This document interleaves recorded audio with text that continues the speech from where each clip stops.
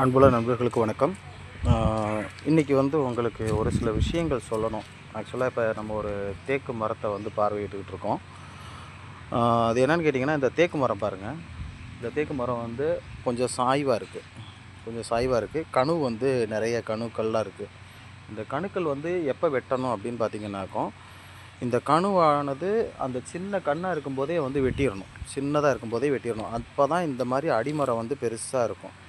இந்த கணு நீங்கள் வெட்டாமல் விட்டுட்டு பெருத்துருச்சு அப்படின்னு சொன்னாக்கும் இந்த மாதிரி ஆகிடும்.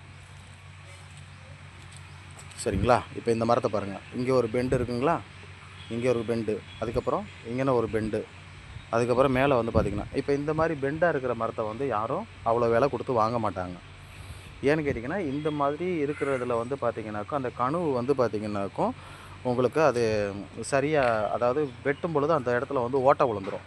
ஸோ அதனால் அந்த மாதிரி மரத்தை யாரும் வாங்க மாட்டாங்க. நீங்கள் சரியாக நம்ம பக்குவமாக இது பண்ணணும் அப்படின்னு சொன்னாக்க, இப்போ இந்த மரத்தை பாருங்கள். இந்த மரத்தையுமே நம்ம கழிக்கணும். இந்த மரம் பாருங்கள், ஒரே ஸ்ட்ரைட்டாக இருக்குது. ஏன்னா எந்த இடத்துல இடையில எந்த இடத்துலையுமே கணு வரல.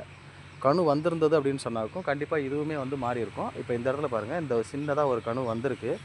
அது வந்ததுனால அந்த இடத்துல மட்டும் ஒரு மரம் ஒரு பெண்டாகிருக்கு. இது போக போக என்ன ஆகுன்னா, இந்த மரத்தை இது தாங்கிறதுக்காக இந்த மரம் இந்த பக்கம் லைட்டாக சாய ஆரம்பிக்கும். அதாவது வெயிட்டை பேலன்ஸ் பண்ணி சாய ஆரம்பிக்கும். அந்த பக்கம் அந்த கிளையோட கணத்தை தாங்கிறதுக்காக இது இந்த பக்கம் சாய ஆரம்பிக்கும். ஸோ இந்த மாதிரி மரத்தை நீங்கள் எப்போவுமே தேக்கு மரத்தை சின்னதுலேயே கவாத்து வெட்டிடணும். கவாத்து வெட்டி தான் மேலே கொண்டு போகணும். அப்படி கொண்டு போனால் மட்டும்தான் அந்த மரம் இப்போ அங்கே ஒரு மரம் இருக்குது பாருங்கள். அந்த மரம் எவ்வளோ ஸ்ட்ரைட்டாக இருக்குது பாருங்கள். சரிங்களா? இந்த மரம் இருக்குது பார்த்தீங்களா? இந்த மரம் எவ்வளோ ஸ்ட்ரைட்டாக இருக்குது பாருங்கள். இந்த மாதிரி கணு வெட்டி பராமரிப்பு பண்ணால் மட்டும்தான் நம்ம தேக்கு மரத்தை நல்ல விலைக்கு வைக்க முடியும். நன்றி நண்பர்களே.